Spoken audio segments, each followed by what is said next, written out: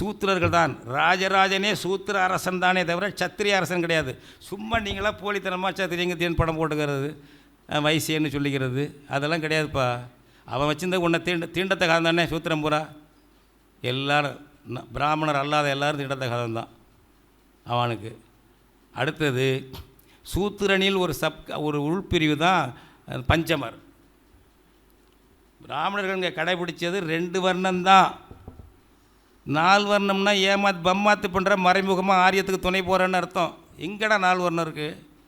பிராமணனை தவிர தமிழ்நாட்டில் எல்லாரையும் சூத்திரன்னுட்டான், பஞ்சமன்னுட்டான்.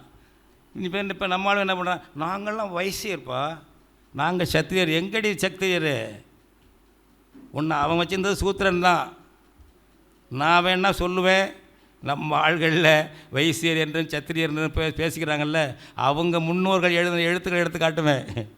அக்கிரகாரத்தில் அவர்களை எப்படி நடத்தினார்கள் என்பது அவர்கள் எழுதிய கட்டுரைகள் இருக்கிறது.